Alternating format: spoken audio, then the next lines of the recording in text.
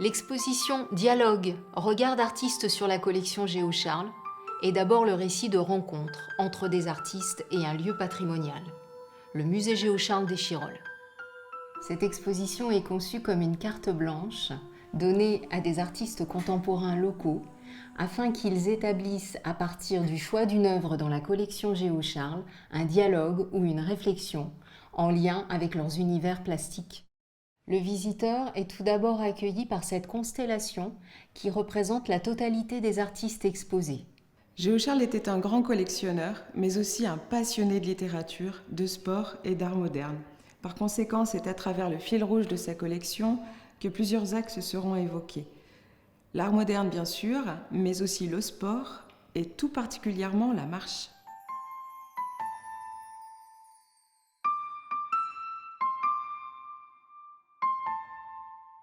Avec Jean-Marc Rochette, nous ne sommes pas dans la narration. L'objectif de sa peinture n'est pas de raconter une histoire, mais il réside plutôt dans le plaisir contemplatif. L'artiste s'inspire de la nature et de l'immensité de ses paysages. Ce qui nous frappe dans sa peinture, c'est l'énergie qui s'en dégage.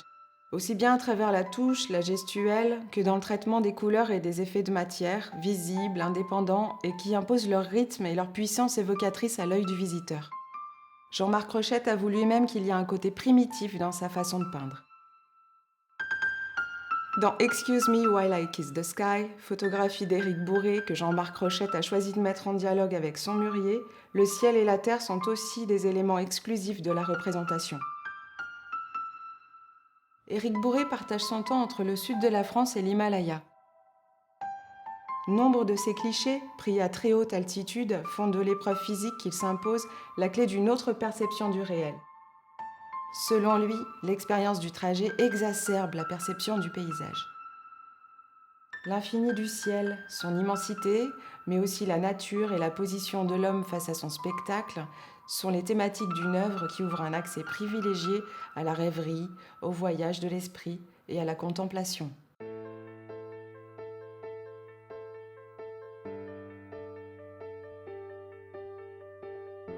Pierre Canaguier est fasciné par l'instantané. Son désir est d'aller vers la profondeur des choses tout en restant attaché au caractère spontané de ses prises de vue. Pierre Canaguier exprime l'instant à travers des compositions toujours très maîtrisées. Il a choisi de mettre ses œuvres en résonance selon 3 thématiques.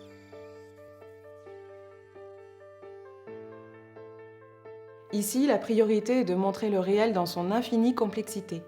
C'est la disposition abstraite des volumes et des lignes qui prime, et non pas la chose photographiée.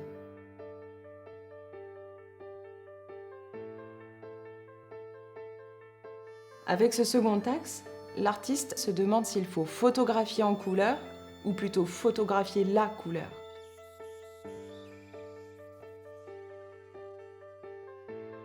C'est en travaillant le monochrome que le photographe atteint dans ses clichés un véritable effacement de la réalité au profit de la couleur. Le choix du format carré est très important dans ses photographies. D'une certaine manière, il participe à l'élan de Pierre Canaguier vers l'abstraction. C'est un peu comme si Pierre Canaguier voulait nous montrer l'apparition d'une autre dimension de la réalité. Ces 3 catégories, Pierre Canaguier les a lui-même définies afin d'entrer en résonance avec un artiste présent dans la collection Géo-Charles. Avec sa peinture Composition, Otto Freundlich nous invite à regarder le monde à travers le prisme d'un vitrail recomposé. Ce qui émane de cette peinture, c'est d'abord une très forte notion d'harmonie et de rythme. L'œuvre abstraite d'Otto Freundlich, à l'instar des photographies de Pierre Canaguier, nous invite à voir au-delà de ce qu'on regarde.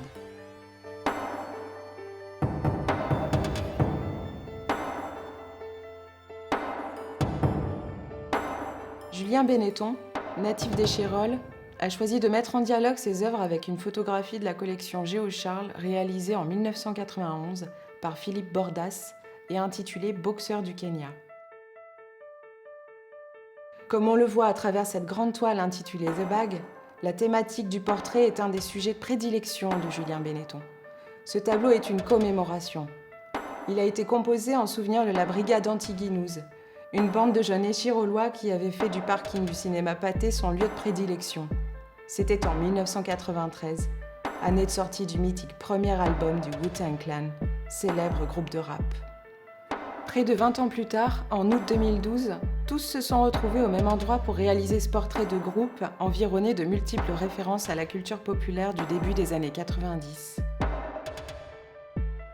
Ce tableau dépeint avant tout l'appartenance, celle qui consiste à s'identifier à un groupe, un quartier ou à une microculture. Face à The Bag se tient le boxeur du Kenya de Philippe Bordas. Photographe attitré du chanteur MC Solar, il parcourt aussi l'Afrique à la rencontre des populations pauvres des banlieues de tôle et des ghettos. On voit ici le portrait frontal d'un jeune boxeur posant avec ses gants.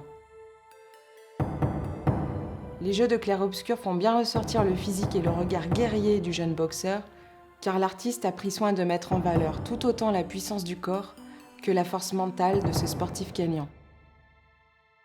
De par la disposition des deux tableaux, Julien Benetton a naturellement évoqué un face-à-face. Ce face-à-face qui dévoile un jeu de regard inévitable entre les modèles, mais aussi avec le spectateur.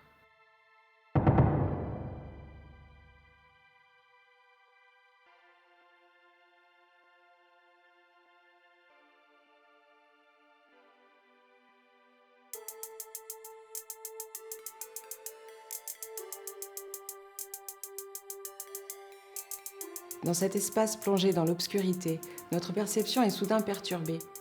Ici sont présentés les travaux de Blux, architecte et artiste grenoblois qui nous invite à une véritable immersion visuelle et sensorielle.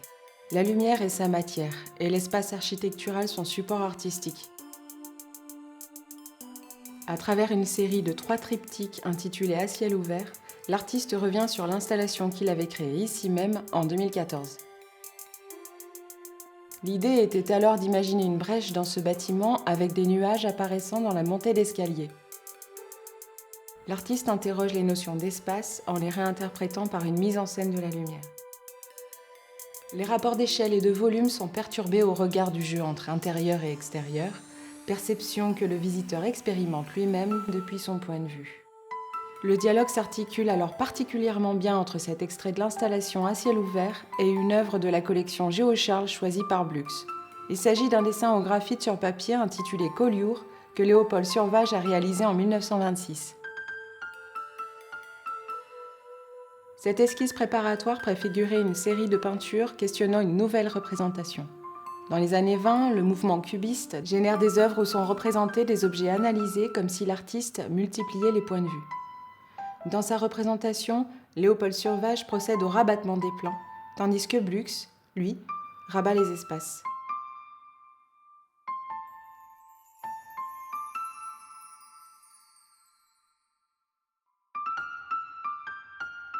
Avec Stratum, hommage à Géo-Charles, la représentation d'un nuage enfermé dans un caisson en plexiglas nous ouvre un univers onirique. Blux offre ici une sorte de modèle réduit du ciel. On aperçoit un petit personnage au milieu du nuage. Blux a voulu ainsi rendre hommage à Géo-Charles, surnommé par Jean Cocteau le poète aux pieds de nuages. En écho à Stratum, Blux a ouvert un second dialogue. Le travail d'Hélène Launois repose sur l'association entre peinture, collage, lumière électrique et objets de pacotille.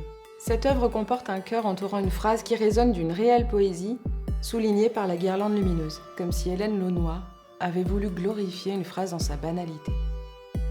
À la différence du premier étage, le rez-de-chaussée est plutôt conçu comme un atelier. De jeunes artistes et jeunes diplômés de l'ESAD de Grenoble-Valence ont investi les lieux en proposant un dialogue en rapport à l'espace. Un foisonnement de regards qui passe délibérément par le corps.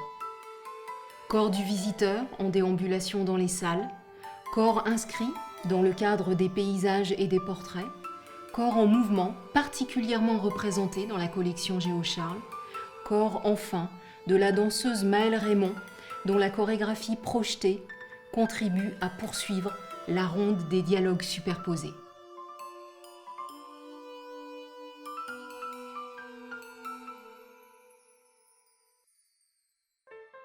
Axé sur la thématique de la marche, le travail photographique de Camille Barjou, professeur à l'École supérieure d'art et design de Grenoble, est issu d'un projet réalisé dans le cadre d'un cours d'initiation à la recherche axé sur l'écologie, la montagne et l'art.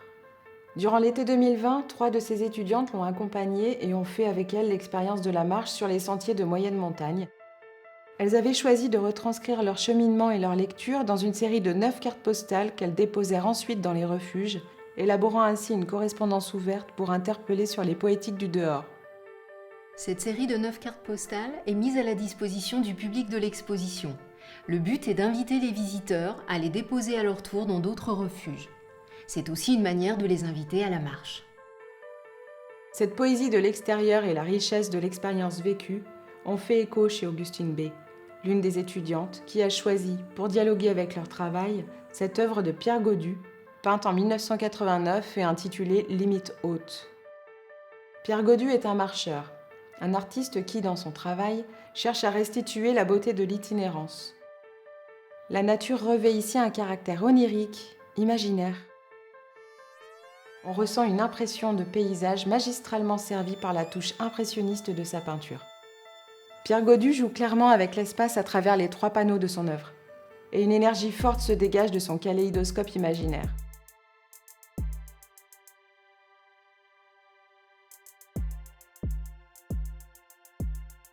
Jeanne Lebrun, quant à elle, a choisi d'évoquer un sport individuel, le ski, et elle nous propose une installation présentée lors de son diplôme en 2019 et qu'elle appelle le Grand Truc. Le Grand Truc était un téléski qui passait juste à côté de chez elle jusqu'en 2005. Dans son travail, elle traduit son attachement à des objets devenus désuets, les perches du téléski, mais qui étaient ceux de son enfance. Elle les déplace ici et les dénature en leur donnant un nouveau souffle. En dialogue avec cette installation, elle a choisi une œuvre de la collection Géocharles en rapport direct avec sa réflexion. Il s'agit d'une photographie de Pierre Canaguet de 1994, intitulée « Téléski, le Corbier ». La photographie de Pierre Canaguet évoque une gare de téléski à l'arrêt en plein été. Le téléski de Pierre Canaguet résonne avec l'installation de Jeanne Lebrun, où les perches soudain dérisoires sont elles aussi dénudées de toute fonctionnalité. On peut d'ailleurs voir dans le rapprochement de ces 2 œuvres une sorte d'hommage, de témoignage au passé de la montagne.